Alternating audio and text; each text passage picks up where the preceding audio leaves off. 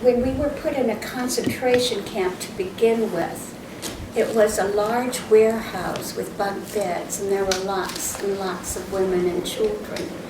And I do remember in the bunk next to us was a young woman who was missing her 2 little sons.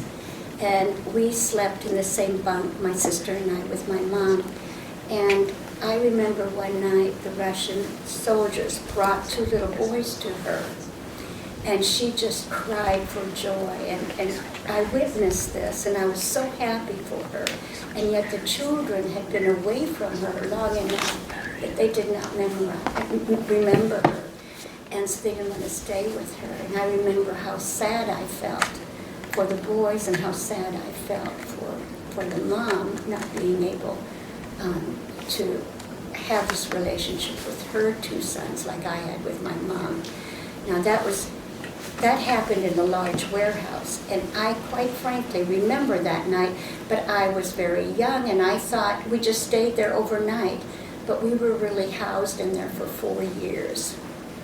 And so then after that was disassembled and women were able to choose more, one of the things that my mom was given a choice of is to be the chef in the Baron's kitchen. I showed you the picture where the Baron lived.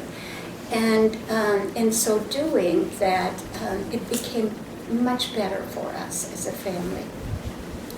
By this time I was 4 years old. And the Baron didn't have any children, and he was a young man. He was very kind, and he used to try to show me affection by putting out his arms as I was walking down the street and trying to give me a hug. And I ran the opposite way all the time, because at that time, men had no place in my life. I mean, what I saw is men were evil. I never knew my father. There was no man around, because it was all women and children in the concentration camp. And so I tried to keep my distance from him. And then one time, the Baron came to the kitchen, and he heard my mom send us away before the Baron would come to the kitchen, because he didn't want him to see us there. And he heard that, and he reprimanded her and said, the children can be with you as long as they're tidy and clean and presentable, and you can give them food. So this was a blessing to us. It's the first time I ever experienced vegetables or meat. I mean, we never had that. And my sister had a bowl of pudding that my mom gave her. She loved pudding, and she ate that whole bowl, and it made her so sick. She hasn't eaten pudding since.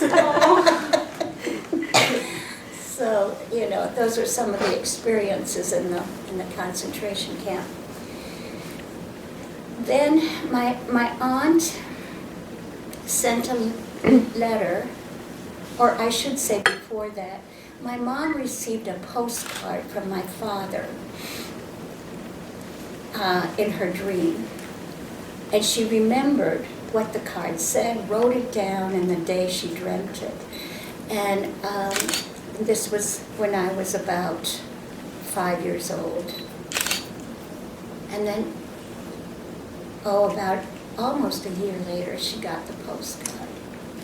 And then she got a letter from her sister in East Germany, and said Gustav Lutz had come to visit. Well, my grandmother had changed my father's name to her maiden name, Engel, because grandfather Lutz left Germany, took the 2 oldest daughters, and left her in Germany or Poland, and he went to Canada. So his name was really Engel, but Lutz was his father's name. And so she was able to use that as a cover name. So my mom knew immediately what that meant, and that's when she tried to escape. Well, we didn't make it. But in 1950, she and her sister appealed to the Red Cross International. and then we were allowed to leave. And if I want to talk about a memorable moment, when I heard that news, that was a happy moment, because I thought, finally I'll be in the country where I belong. I'll see my father. We're going to be a family, and I won't see guns and tanks and Russian soldiers. So, in 1950, we boarded a train from Poland, and we went to a small town in East Germany called Bad Kösen. Now, that's not terribly far from Berlin, maybe 200 kilometers, which is only about 160 miles. But it's near the cities of Dresden and Leipzig that are very prominent East German cities. And we got off at the Bad Kösen train station, and somehow no one was there to meet us. So we walked to the small town of Kukelau, a village, not a town, a village. And we stopped partly there, and my mom stopped and combed our hair because we were going to meet our dad. And I looked across the wayside, and I saw all the tanks and the soldiers. And I said to my mom, with tears in my eyes, I said, Mom, you promised we wouldn't see that anymore. And so then we went on to the village, and my dad had missed the train, so he wasn't at home at the village at all. And then the next morning, I met my dad.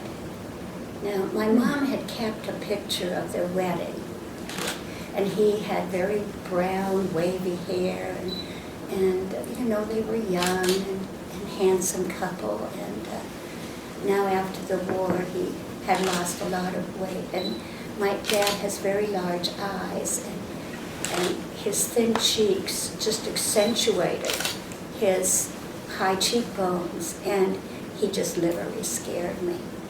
Furthermore, he took my mom away from me, and I could not be happy about that.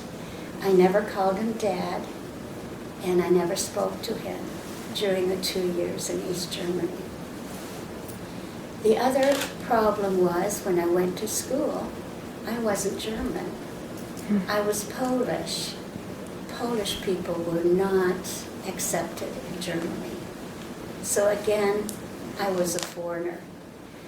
And then my uncle, my aunt's husband, said, and this much German I understood, I will not have Polish spoken in my home. Well, that kind of left me out. And so when I went to school, I didn't say one word for 3 weeks to anybody. And in those 3 weeks, I totally picked up the German and lost the Polish. And to this day, I don't speak Polish. I know a few words, but that's all. And at school, we had to stand at attention and say, there is no God. And that bothered me. And it bothered me because I knew all these years my mom had a very deep faith in God. We didn't belong to a church or worship in a church because we weren't allowed to. But I know that she did. I mean, I believe the postcard she received was an answer to her prayer. And I would come home after school and I'd talk to Mom and tell her how unhappy I was with the situation.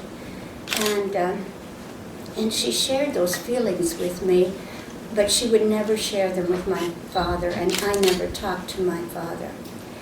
And so what happened was I didn't know this, but she had almost just months after we arrived there, knowing the situation that was there, she got in touch with the underground in Berlin. And you can make small visits to Berlin at the time.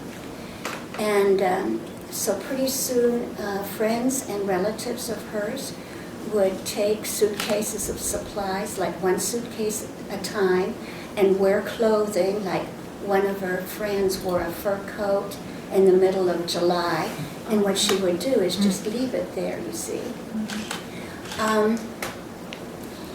And so, without my knowing, she had made all the arrangements for us to leave.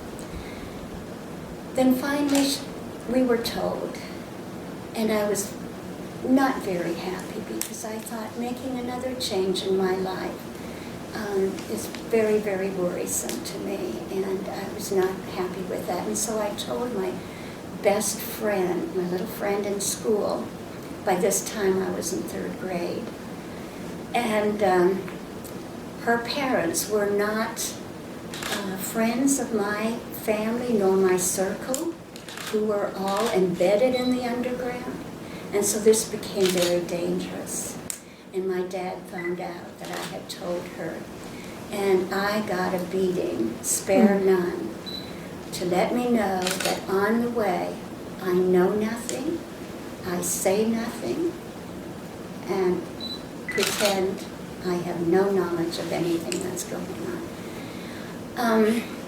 So the day came, and what was going to happen was my dad was going to get a telegram. And he got the telegram, and he was told that if it was a negative statement, that we could not go. But if it was positive, then we were ready to leave. And the message was, and they went to Canaan, which meant they went to Canada. And so he crumbled up the message and put it in his pocket.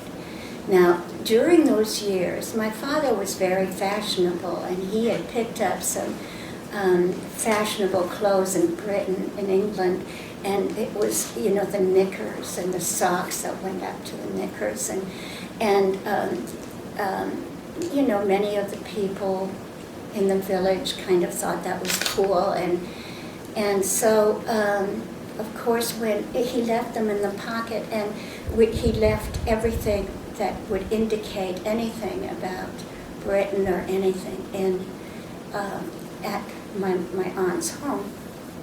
And this friend's mother took care of the care packages from the U.S. and from Canada that we received.